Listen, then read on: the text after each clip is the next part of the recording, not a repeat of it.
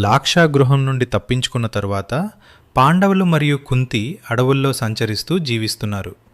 ఒక రాత్రి అందరూ అలసటతో నిద్రపోతున్నారు. కానీ ఒక్కడే మేల్కొని కాపలా కాస్తున్నాడు. అతడే భీమ.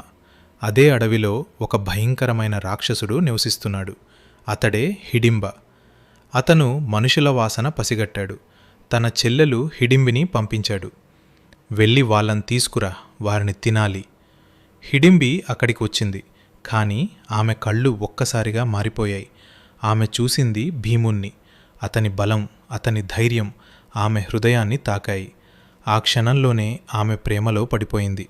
ఆమె వెంటనే భీముణ్ణి హెచ్చరించింది. ఇక్కడి నుండి వెళ్ళిపోండి. నా అన్నయ్య చాలా క్రూరుడు. అతను మీ అందరినీ చంపేస్తాడు. ఇంతలో హిడింబ కోపంతో అక్కడికి చేరుకున్నాడు. నువ్వు ఎందుకు ఆలస్యం చేస్తున్నావు? అతను గర్జించాడు. భీముడు ముందుకు వచ్చాడు. నీకెదురుగా నేనున్నాను. ఇద్దరి మధ్య భయంకరమైన యుద్ధం ప్రారంభమైంది. భూమి కంపించింది. చెట్లు విరిగిపోయాయి. చివరికి భీముడు తన అపారమైన బలంతో హిడింబను సంహరించాడు. యుద్ధం ముగిసిన తరువాత హిడింబి భీముడి ముందు నిలబడి తన ప్రేమను తెలిపింది. నిన్ను వివాహం చేసుకోవాలనుంది అంది. మొదట కుంతి ఆలోచించింది.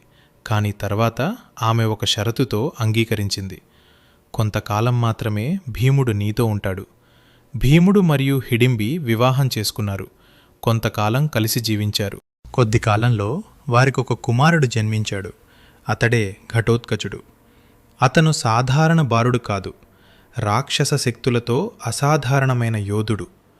తరువాత భీముడు తన కుటుంబం దగ్గరకు తిరిగి వెళ్ళాడు. హిడింబి మరియు ఘటోత్కచుడు అడవిలోనే మిగిలిపోయారు.